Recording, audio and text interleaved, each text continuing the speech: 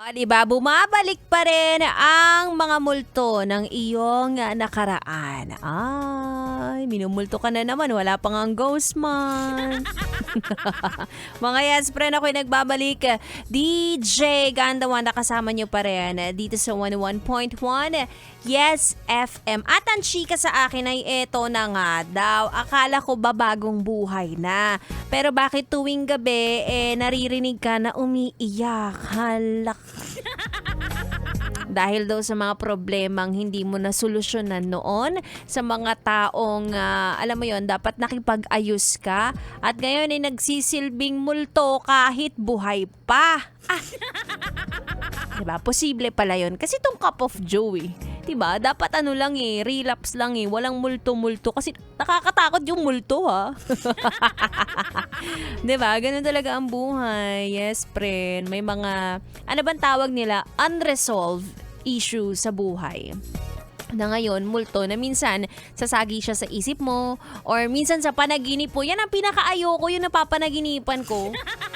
'Di ba? Ang katangi-tanging activity na makakapagbigay sa akin ng peace ay ginagambala pa ako ng mga multo. Ano ba example ng mga multo na yan? Example, mga naging ka-MU mo na hindi mo alam kung naghiwalay na ba kayo o nagpapahinga lang sa isa't isa. Kung ikaw may utang ka, ganyan. O pwede rin sa pamilya, yung bigla mo na lang silang kinot off nang wala kang sinasabi at hindi mo alam kung ano nangyari at ano ang naging problema. Mga ganyang multo. Kaya naman, naging hard ka sa sarili mo, ganun. At minumulto ka ngayon na kasalanan mo kung bakit nangyari to. Kausapin lang sarili mo, ganun, multo lang, di ba? Isa lang yan sa mga, alam mo yon, sa mga bagay na ginagambala tayo sa ating current or present. Kaya hindi rin tayo masyadong makausad sa future. Kasi nga, hindi mo siya pinapansin. Hindi naman mawawala yan, nandyan lang yan.